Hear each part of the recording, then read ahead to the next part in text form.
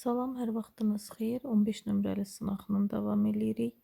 7-ci sualda altından xətt çəkilmiş sözlər əvəzliyə dəyişmək istəyir bizdən. Birinci hissədə iki nəfərin adından söhbət gedir və cümlənin mübtədasıdır deyə Z ilə əvəz eləyirik. Elə bir dənə Y bəndi var.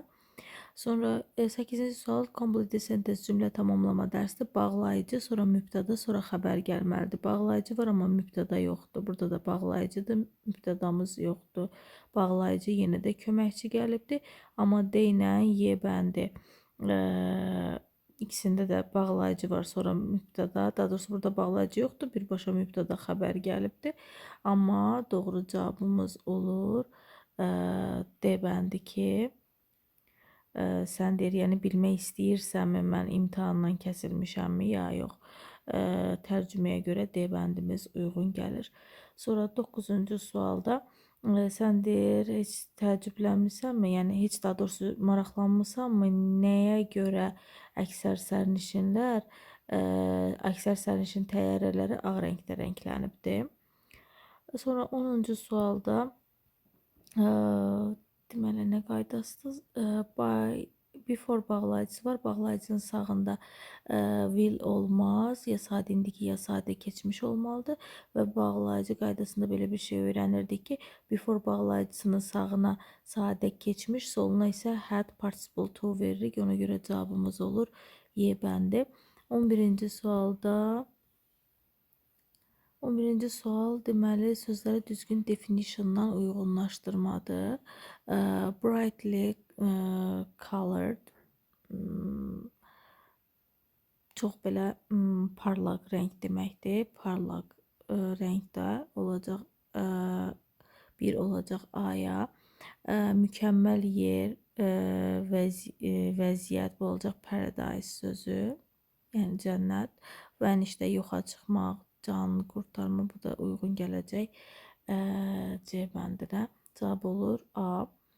Sonra 12-ci sualda ekvatorda the periods of daytime gün ərzində belə deyək, günün dövrləri ekvaldakı to ilə 12 saata bərabərdir demək istəyir. Cavab olur Y bəndi. Sonra had and to deyə bir şey yoxdur. 13-cü sualda have to use olar, should use olar, must olar, shouldn't have used olar. Amma ki burada cavabımız olacaq A bəndi. Çünki hər biri təsdiqdədir. Bir dənə inkarımız var. 14-cü sualda mübtəda xəbər uzlaşması dərsdir. Burada mübtədamız lawyerdir. Kim ki tanınır, çox insanlar tərəfindən tanınan hüquqşünas. Hüquqşünas sözü təkdə deyə xəbər olur təkdə. Sonra 15-ci sualda climate sözünü Yeni Zelandiyanın iqlimindən söhbət getdiyinə görə artıq bu bizə məlumdur. Ona görə Z veririk. Dövlət adında heç nə olmur. Pasifik sakit okean deməkdir. Burada da yenə də işlənəcək Z. Cavab ona görə olur C bəndi. 16-cı sualda məchul növdə olan cümləni istəyir bizdən. Deməli, elə cavabımız burada olur A bəndi. Çünki was var, üstə gələk participle to var. Cavab olur A bəndi. Burada V verib, V-dən sonra participle to yoxdur deyə məchul sayılmır. R verib, participle to yoxdur deyə məchul sayılmır. Burada isə food təkdədir, xəbəri V verib deyəcəm də yanlışdır. Foodun xəbəri R olmaz deyə yanlışdır. Sonra burada da V veribdir. Yenə də V-dən sonra ing. Deməli, burada bir yanlışlığımız var ki, guess sözü təkdədir deyə V olması burada yanlışdır. Elə ona görə cavabımız qalır A bəndi. Sonra 17-ci sualda deməli, knowledge bilik deməkdir. A lotdan sonra isim gəlməz deyə yanlışdır bu variantlarımız. Qalırıq C və D arasında. İkinci tərəfdə zən müqayisə dərəcəsidir. More da müqayisədir, less də müqayisədir. Onda cavabımız tərcümə ilə olacaq. Thomas'ın tutaq ki, desə kifayət qədər çox biliyi var, amma Grace'in ondan daha çoxdur. Grace'inki ondan daha çoxdur. O bizim qrupdakı ən ağıllı şagird ilə cavab olur C bəndi. One of üstünlük dərəcəsidir. Üstünlük dərəcəsi də most S-dən düzəlir. Cavab ona görə bir dənə A bəndi ola bilər. Sonra 19-cu sualda neither nor ifadəsi var. Either orada var. Both and olmalıydı. Neither nor olmalıydı. Either yenə də or olmalıydı. Cavab tərcümə ilə olacaq ki, gündəlik olaraq o ya parkda gəzir, otelin parkında ya da ki hovuzda üzür, o digər aktivitelər eləmir. Elə cavabımız olur tərcümə ilə B bəndi ya da. Yəlik hal istəyir bizdən burada. Deməli, apostrof verib doğrudur. Burada da different flowers. Burada flowers different. Müxtəlif gül yox da, müxtəlif güllər olar. Ona görə yanlışdır. 3 doğrudur. Təkdə verib, sonra apostrof veribdir. Sonra 4-də burada yəlik halı yoxdur. 5-də də yenə də eyni qaydada yəlik halı yoxdur. Cavab olur 1, 3. 21-ci sualda mürəkkəb tamamlıq qaydasıdır. Told 3-cü qrup feildir. 3-cü qrup olduğuna görə özündən sonra to qəbul edir. Cavab olur A bəndi. 22-ci sualda deməli cümləni tutaq ki two people, iki insan have won qazanıb the $1 million prize, 1 milyon dollarlıq mükafatı qazanıb. Cavab 5, 3, 2, 4, 1 cavab olur C bəndi. Sonra gəldik mətnimizin tərcüməsinə. Mətndə deyir ki, əgər sən qurman göbələyi yemək istəyirsənsə, sonra sən görməlisən onun deməli bu göbələklərin yüksək qiymətlərini, hədsiz dərəcədə yüksək qiymətlərini görürsən, xüsusilə də əgər onları becərmək çətindirsə. French Black Truffle isə ən bahalı göbələklərdən biridir və böyüyür müxtəlif regionlarda Fransanın. Hazırda bu göbələklər satılır Amerika Ştatlarının pərakəndə marketlərində. $1000-dan $2000 qədər qiymət olur bunun. İnsanlar üçün kimlərə ki uyğundur, münasibdir, çalışırlar ki bu göbələkləri alsınlar və bu hesab delikat hesab olunur. Öz inanılmaz dadı və qoxusu ilə bu göbələklər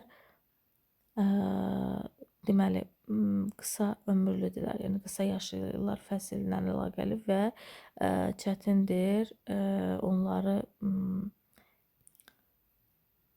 tapmaq və böyütmək çətindir.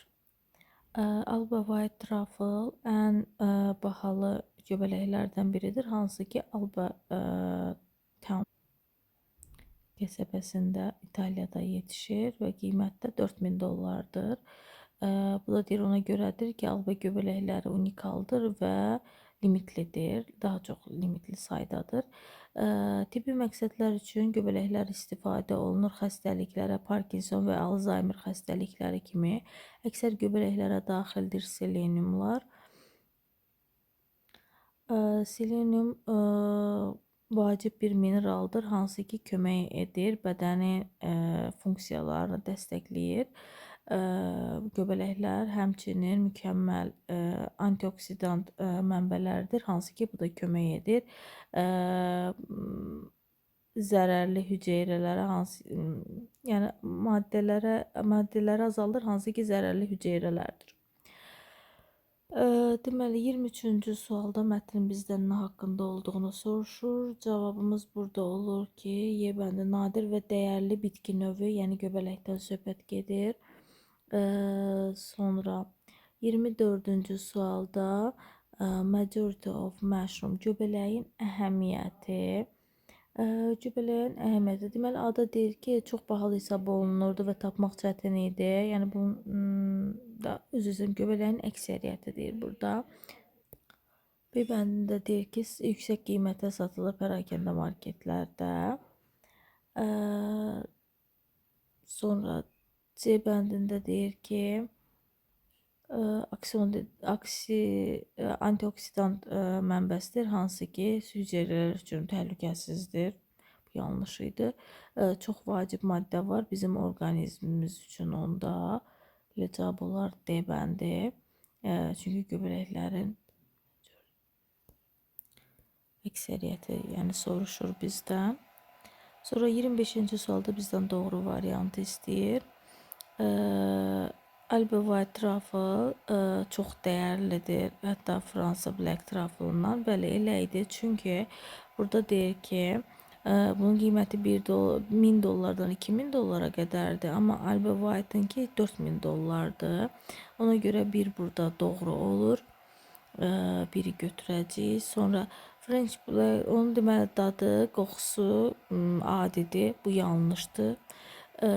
Sonra üçüncü sualda, üçüncü cümlədə deyir ki, nadir göbələklər Fransada və İtaliyada tapılır. Bu doğrudur. Elə biri Fransanın, məsəl üçün burada elə adı da var ki, Black Truffle Fransada yetişirdi, böyüdülürdü, becərilirdi. Sonra Alba White isə İtaliyada. Burada mətnimizdə bu haqda məlumat verilibdir. Göstərim yerini də. Baxın, bu Alba White becərilir, yəni İtaliyada bir qəsəbədə.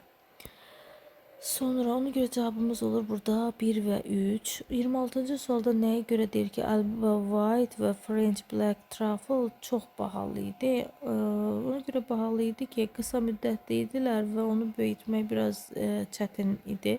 Burada qeyd olunub ki, məsələn, qısa müddətli idi və onu tapmaq, həmçinin də becərmək difficult, çətin idi. Cavabımız ona görə olur B bəndi. Sonra 27-ci sualda bizdən soruşur ki, hansı digər məhsul faydalıdır insanlar üçün ki, sən və onun haqqında danışa bilərsən.